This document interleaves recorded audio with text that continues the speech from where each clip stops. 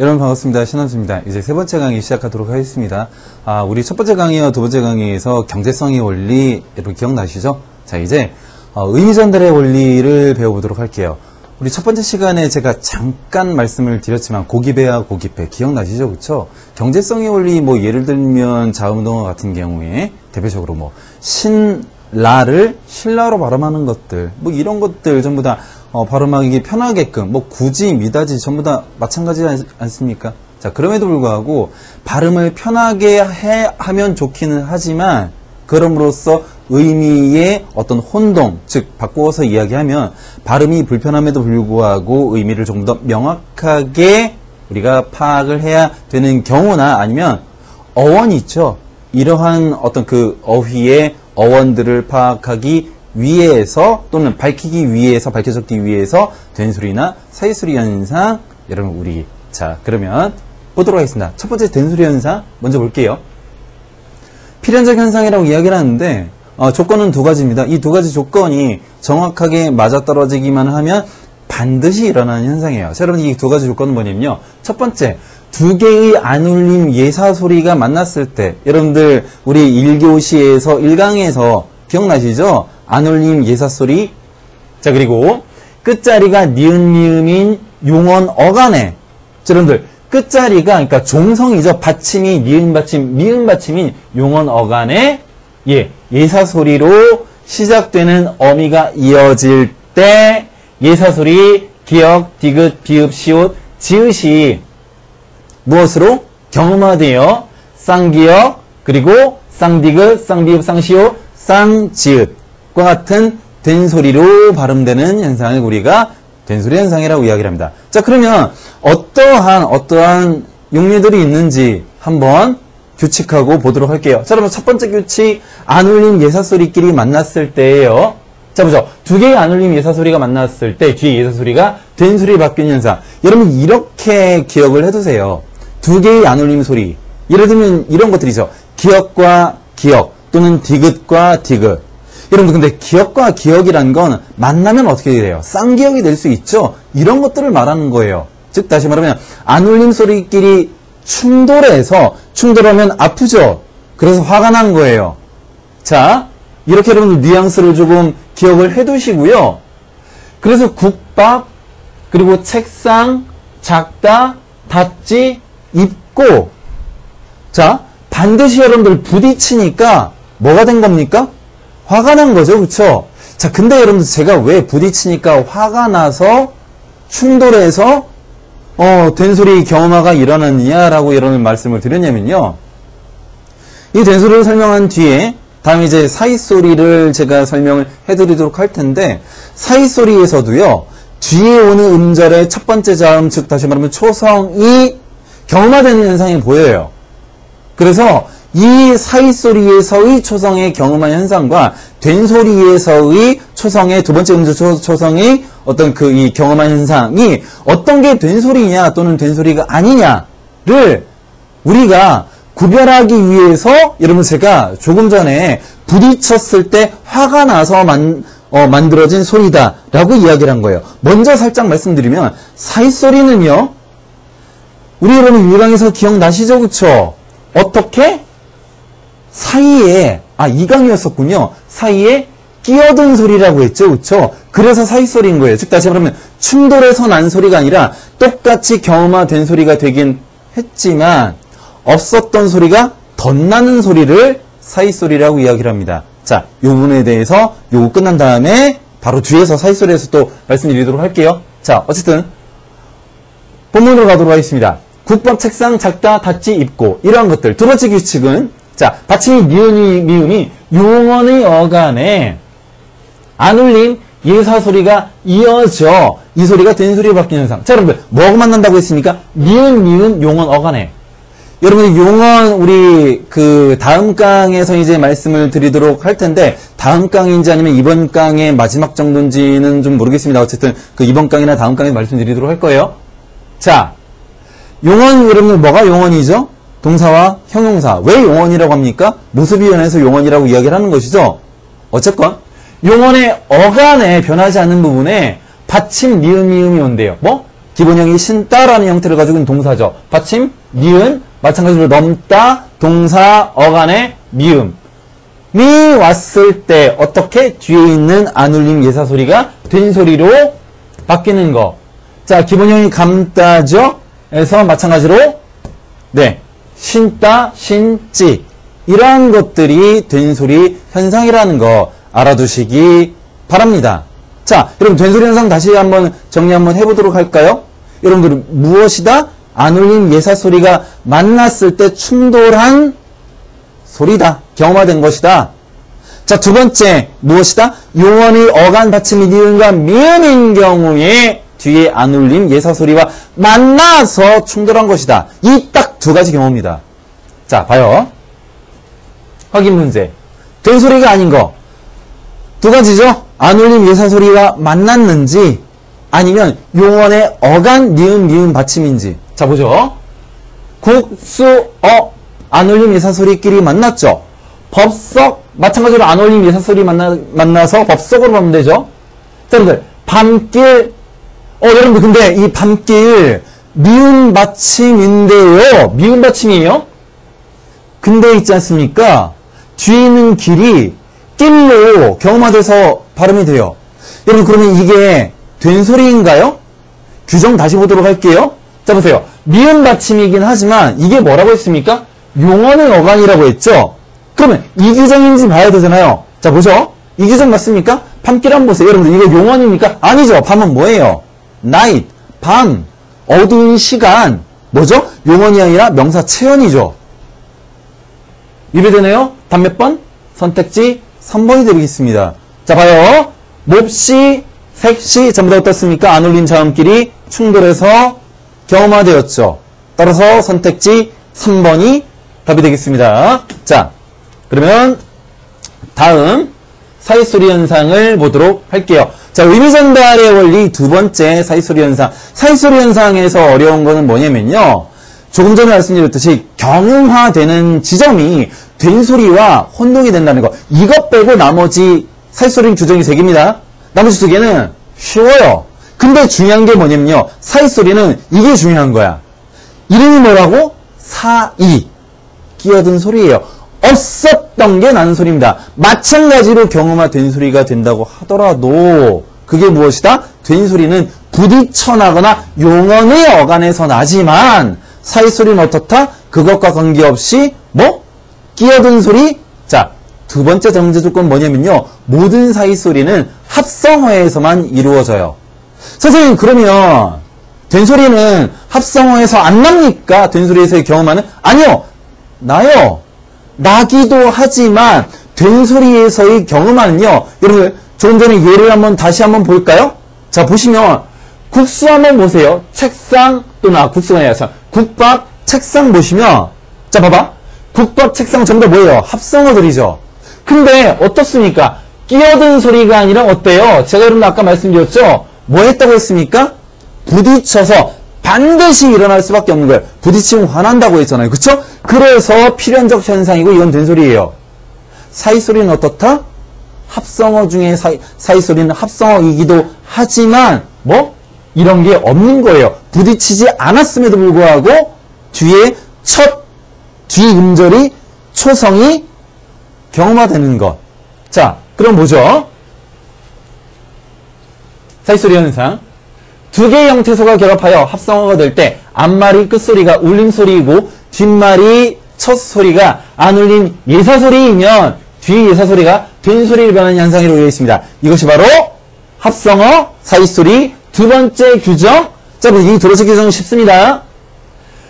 합성어를 이룰 때 모음으로 끝나고 뒷말이 미음으로 시작될 때 자, 뭐? 니은이 덧나는 경우 또는 니은이 덧나는 경우 이 경우예요. 여러분 전부 다 뭐예요? 덧나는 경우죠. 그쵸? 자, 그러면 우리 예문을 좀 보도록 할게요. 예문 보자. 자, 예문 첫 번째 보면요. 규칙 1 뭐라고 했습니까? 합성어 전제조건 이거예요. 합성어에서 두 번째 덧난다. 여러분들 이것과 비교해 보세요. 아까 그러면 조금 전에 이거 있었죠? 여러분들 국밥 이거 국밥으로 발음되죠? 그 사이소리라고 했습니까? 된소리라고 했습니까? 이거. 된소리죠. 이거 왜 된소리입니까?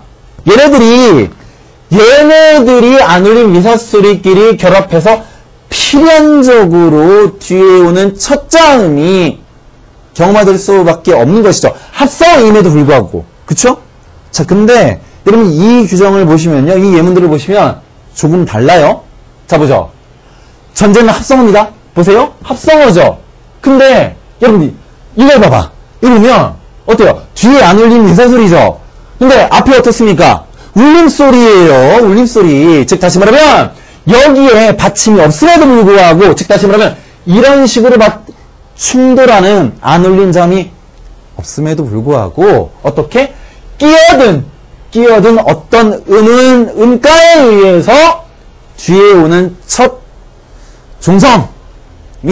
초성이 경험하려는 거 보실까요? 자, 여러분들 그 뒤에 바닷가 보세요. 바닷가도 마찬가지로 어떻습니까? 앞에 충돌하는 게 없죠. 안 울린 미사소리가 없어요. 합성어이지만 자, 밤길 보세요. 밤길도 마찬가지로 이러면 어때요? 미음이죠. 울림소리죠. 충돌하지 않았어요. 안 울림끼리 충돌을 하지 않았단 말이에요. 아시겠습니까? 아, 이런 거구나. 혼동되는 지점에서의 우리가 판단 기준. 자, 첫 번째, 모든 사이소리는 어디에서만 일어난다? 합성어에서만 일어난다. 단, 합성어에서 일어나되 울림소리와 안 울림 예사소리인 경우는 사이소리다. 이와 대조적으로 합성어임에도 불구하고 된소리인 경우는 어떻다? 안 울림 예사소리끼리 만났을 때, 안 만났잖아요. 덧나지 않았잖아요. 그러면 된소리예요. 덧났으면 사이소리고. 아시겠습니까? 자, 또 하나 된소리에서 뭐죠? 울림소리일 때, 니은 니음일 때 그것이 무엇이어야 한다? 용언의 어간 받침이어야 한다. 됐죠? 자, 규칙 두 번째, 세 번째 보도록 하겠습니다. 니은이 덧나거나 니은이 덧나는 소리예요. 예문을 보도록 할게요. 자, 보시면 코너에서 어떻게 니은이 덧났죠? 여러분들 이걸 생각하셔야 되는 거예요. 덧나는 거예요. 그래서 사이소리인 것입니다. 아시겠습니까? 덧나서 사이소리인 거예요. 니은이 덧났고요. 니은이 덧났고요. 니은이 없던 녀석들이 덧났고요. 마찬가지로 니은 없던 녀석들이 덧났어요. 이게 사이소리입니다. 덧난 음가. 자, 한자어에서 사이소리는요. 자, 발음상 나타나는 일이 있기는 하지만 표기상으로는요. 이게 사이소리다라는 표기로서 뭐 예를 들면 촛불 이런 것처럼 표기하지 않습니다. 고유어와 한자어 또는 고유어와 고유어 간의 합성어에서는 사이소리에서는 표기를 하는데요. 한자어끼리는 원래 표기하지 않습니다. 그럼에도 불구하고 이 6개는 예외적으로 표기합니다. 네. 왜 외워야 될까요? 안 외워도 됩니다. 네. 보기에서 주어질 거예요. 자, 이렇게 알아두시면 되겠습니다. 자, 그러면 우리 한번 예문을 좀 보도록 할게요. 자, 또 다른 예문. 아까 여러분들 말씀드리고 또 지난 강의에서 말씀드렸듯이 그러면 이게 왜 의미 전달의 원리냐? 사이소리 또는 된소리가 왜 의미를 정확하게 파악하기 위해서 발음하기 어려움에도 불구하고 이렇게 해야만 하느냐? 여러분 이러한 이유죠. 자, 보세요. 고깃밥 설명했고요. 나무집 볼까요? 나무집. 자, 여러분 보세요. 나무집 어떻습니까? 나무로 만든 집이죠. 근데 나무집은 어때요? 나무를 파는 집이에요. 그렇죠? 이게 다른 거예요. 자, 다음 여러분 유도 좀 보도록 할게요. 사이시옷이 들어가지 않는 합성어, 뒷말이 된소리나 거센소리를 시작하는 합성어는 사이시옷을 넣지 않는데요. 당연하겠죠. 왜? 그냥 이게 있으니까. 자, 보세요. 보리쌀, 된소리로 시작하죠? 갈비뼈 아니에요. 보리쌀 아닙니다. 마찬가지로 허리띠 아니에요. 왜? 된소리잖아. 자, 된소리잖아. 그쵸? 자, 그리고 된소리죠? 거센소리 모두 다 어떻습니까? 사이시옷 표기하지 않아요. 사이시옷과 된소리였습니다. 자, 그러면 우리 확인 문제 보도록 할게요. 자, 사이소리 현상이 아닌 거. 아, 사이소리. 그럼 우리 여러분들 다시 리마인드 할까요? 덧나야 되죠? 두 번째, 합성어야 되죠? 시옷이 아니라 안 울린 예사소리가 덧나든지, 그래서 경우가 되든지, 아니면 니은이 덧나든지, 니은이 덧나든지. 전제조건 뭡니까? 어떻게 그러면 제거해야 되죠? 처음에 제거법으로 뭐 해야 됩니까? 합성어가 아닌 녀석들을 골라내야 되겠죠? 자, 봐요. 합성어에서 한번 판단하면 돼요. 자, 아닌 거. 합성어죠. 담고. 아, 답 2번이네. 이건 뭐죠? 기본형이 담다라는 형태를 가지고 있는 뭐예요? 용언의 어간의 연결음이 고가 붙은 형태죠. 따라서 답은 보나마나 답이 선택지 2번이에요. 답은 여러분 그럼 담고는 뭘까요? 이거 된 소리죠? 이거 왜 되는 소리예요? 보세요. 용언의 어간이죠. 어간 받침의 밀은 뭐 있습니까? 울림소리 미음 있죠. 여기에 뭐가 결합했어요? 안 울린 예사소리가 결합했죠. 그래서 어떻게 발음이 됩니까? 담고로 발음이 되죠. 자, 그럼 우리 된소리 현상 규정 다시 한번 볼까요? 자, 보세요. 두 개의 안 울린 예사소리가 두 번째군요. 받침이 니은 미음. 여러분 조금 전에 이거였었죠? 담고, 그쵸? 용언 받침 어간에 안 울린 예사소리가 올 때. 그래서 예를 들면 이런 것들과 똑같은 것이죠. 넘고와. 응? 자. 따라서 선택지 2번이 답입니다. 자, 그럼 답은 나왔지만 3, 4, 5번 좀 보도록 하겠습니다. 자, 나룻배 합성어죠? 합성어죠? 자, 나룻배 귓밥 전부 다 여러분들 경험화됐고요. 아랫니 볼까요? 여러분들 아랫니는 어떻게 발음이 됩니까? 아랫니에서 어떻게? 니은 발음이 첨가가 되죠. 그리고 두렛니을도 마찬가지로 어때요? 니은니을이 첨가가 되죠. 됐습니까? 답은 선택지 2번이 되는 거예요. 자, 여러분들 우리 의문현상에서 경제성의 원리 그리고 의미전달의 원리 두 가지 봤고요. 이제 뒤에 단어와 품사 편으로 또 들어가도록 하겠습니다. 자, 여러분들 계속 화면 봐주세요. 자, 단어 형태소 뜻을 가지거나 뜻없이 문법적 관계 또는 관계적 기능을 하는 가장 작은 말의 단위라고 이야기를 했어요. 여러분들 형태소 하면 뭐가 떠오릅니까? 당연히 형식 형태소와 그리고 실질 형태소가 떠올라야 되겠죠. 그리고 자립 형태소와 의존 형태소가. 자, 보죠. 자립성의 유무에 따라서 여러분 자립성이라는 건 띄어쓰기를 할 수 있냐 없냐의 여부예요. 그래서 띄어쓰기를 할 수 있으면 자립 형태소, 할 수 없으면 의존 형태소예요. 자, 보죠. 자립 형태소, 단독으로 쓰일 수 있는 형태소입니다. 명사, 대명사, 수식어, 독립어 이런 것들. 자, 의존 형태는 생태소는 다른 형태소가 함께 반드시 쓰여야만 하는 형태소예요. 문법적 기능을 주로 담당하는 것들이겠죠. 예를 들면 조사나 접사나 어미 이런 것들이 되겠죠. 자, 실질 형태소, 의미의 실질성 여부입니다. 의미를 가지고 있느냐, 뜻을 가지고 있느냐, 또는 가지고 있지 않느냐. 죠? 자, 그래서 뜻을 가지고 있으면 뜻, 어휘 형태소라고 하고요. 뜻이 없으면 문법적 기능을 담당하는 문법 형태소라고 합니다. 자, 실질 형태소와 함께 쓰여서 문법적 관계, 의미 관계, 자, 자립 형태소 전부 용언의 어간, 왜? 뜻을 가지고 있으니까. 용언의 어미, 접사, 조사, 문법적 기능을 하니까. 됐습니까?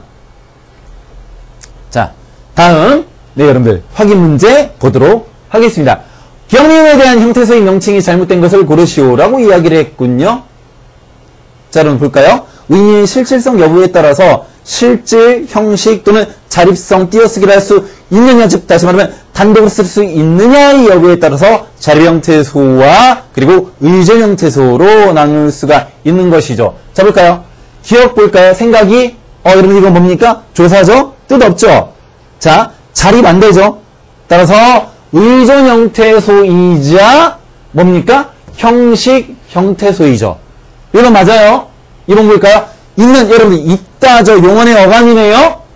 용언의 어간인데 어간 단독으로 못 쓰이잖아요. 따라서 의존 형태소죠. 의존 형태소 맞고요. 어간이니까 뜻을 가지고 있겠죠. 어간이면서 어근이기도 하잖아요. 다음, 이 사회가 여러분 이라는 건 뭐죠? 이거 지시 대명사라고 하시려고 했죠. 지시 대명사 아닙니다.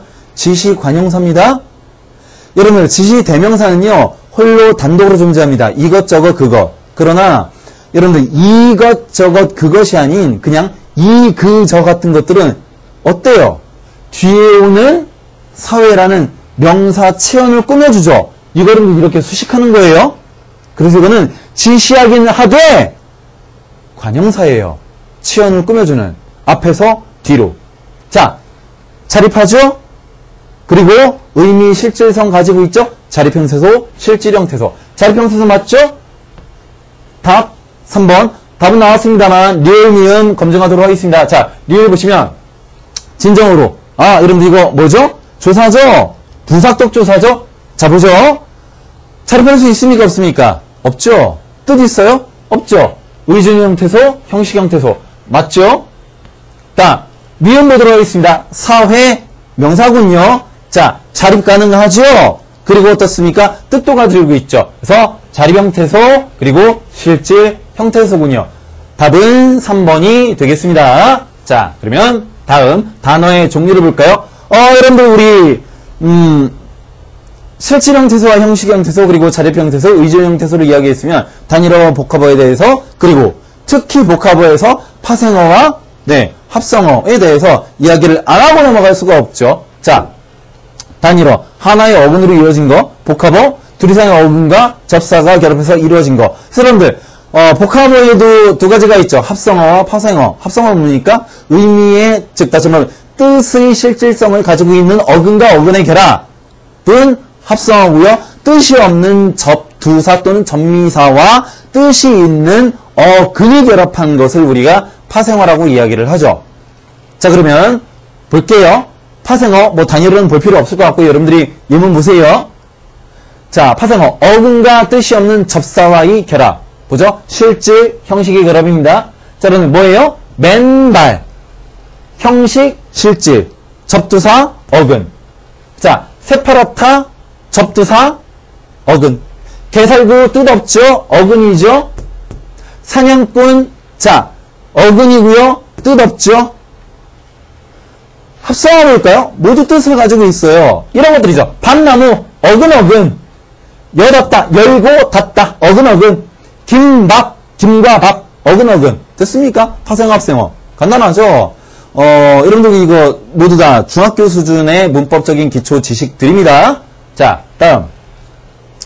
여러분들 우리 그 교재에 짤막하게 여러분들 제시가 되어 있는데요. 합성법에 대해서 통사적 합성법, 비통사적 합성법 이렇게 짤막하게 되어 있는데 문제로서 어떻게 이것이 내용이 있긴 하지만 유도될지는 잘은 모르겠지만 여러분 상급 시험에서는 이 고졸 검정고시보다 상위 레벨의 시험에서는 이런 문제들이 뭐 예를 들면 수능 같은 것들이겠죠.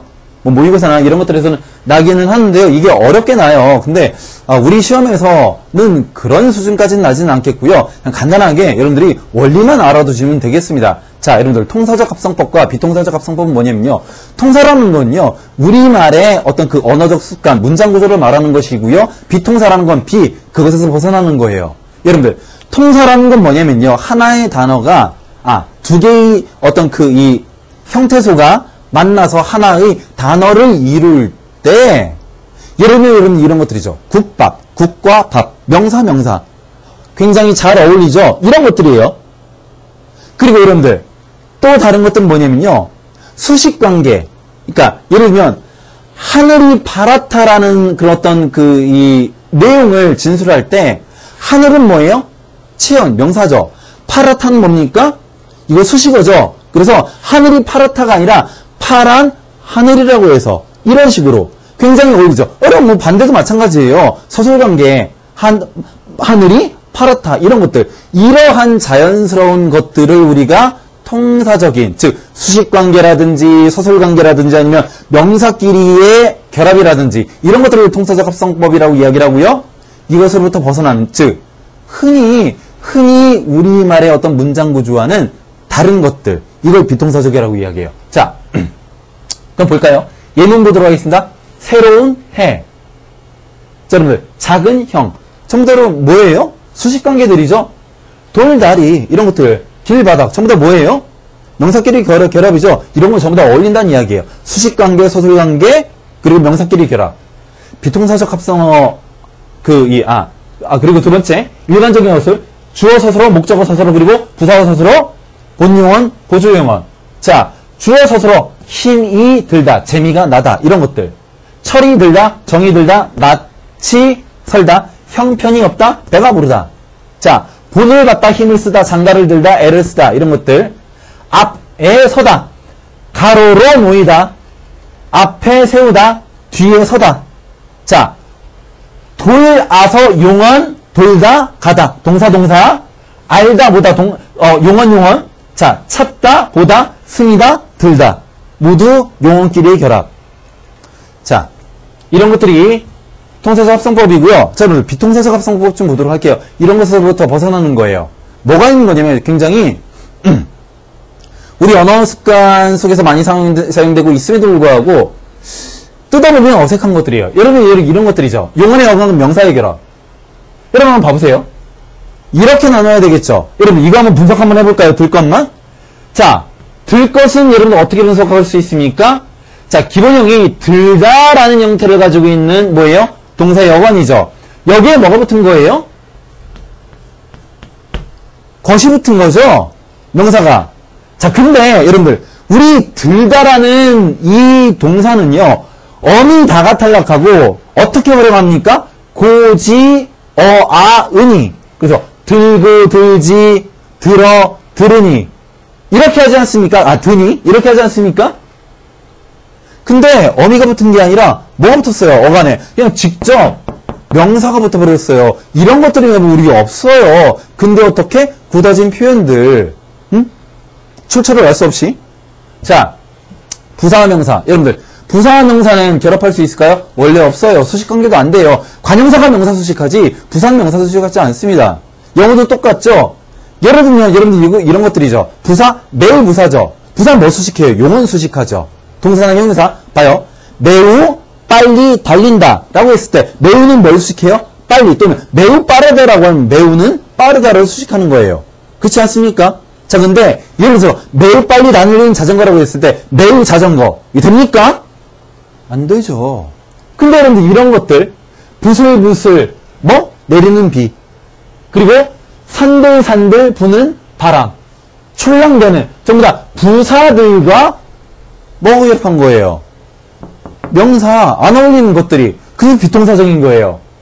어간끼리, 아까 좀 전에 말씀드렸지만 어간은 어미나 전미사와 결합을 해야 돼요. 근데 어간끼리 결합했대. 예를 들면 이거죠. 날다에서 어간, 뛰다에서 어간, 오르다, 내리다, 어간. 그쵸? 이런 것들을 말하는 겁니다. 이런 것들이 전부 다 무엇이다?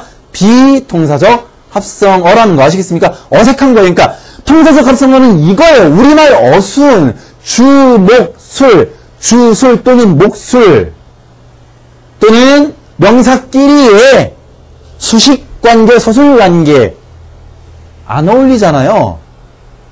이런 것들 말하는 것들입니다. 아시겠죠?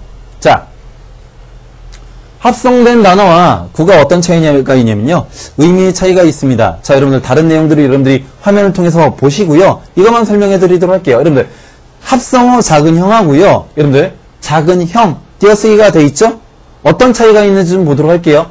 여러분들 작은 형하고 작은 형은 뭐가 다릅니까? 작은 형은 맏형이 아닌 형을 작은 형이라고 하죠. 근데 작은 형은 뭡니까? 키가 작은 형이에요. 즉 다시 말하면 합성어가 되면요. 이 의미가 소실이 돼요. 새로운 의미가 파생되어서 나옵니다. 그러나 구는요. 각각의 의미가 살아있어요. 독립적으로. 아시겠습니까? 이게 다른 거예요. 자, 연습 문제 하나 풀고 이번 시간 마무리 짓도록 할게요. 자, 다음 중 단어의 성격이 다른 하나를 고르시오라고 이야기를 했군요.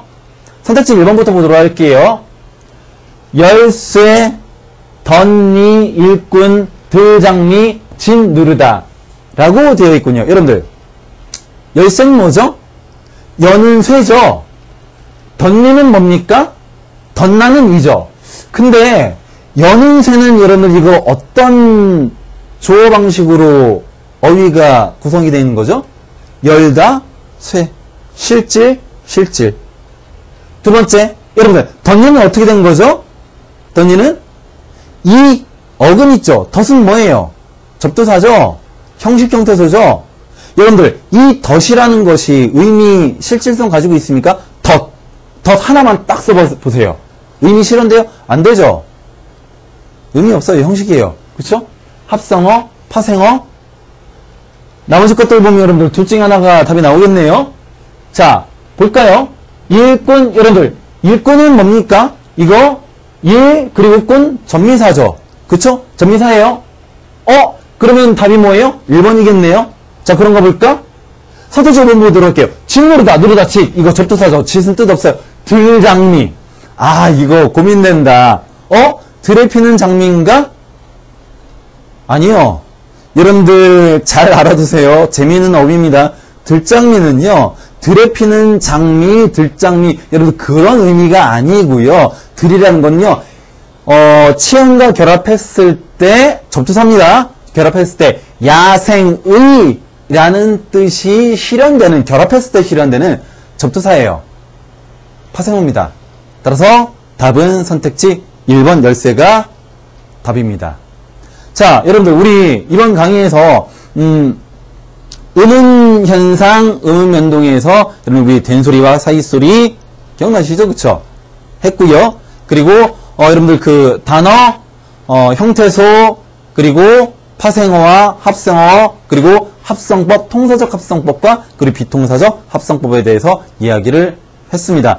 여러분들 쉽지 않은 내용이었었나요? 그렇지는 않죠.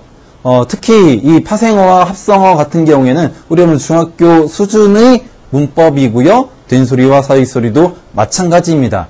또 강조해 드리지만 이러한 의문 현상들은 우리가 암기해야 되는 것들이 아니에요. 우리가 일상생활 속에서 항상 써왔던 말들 또는 언어적 습관들을 종합해보니 이런 규칙이 있다라고 이것을 정리한 것이 문법이지 없는 것을 만들어 놓고 이대로 써라. 그러니 우리가 외워라. 이게 아닙니다. 문제에서 마찬가지로 문법적 기준 주어지고 제시하고 그리고 이 기준에 맞는 용례들을 골라라.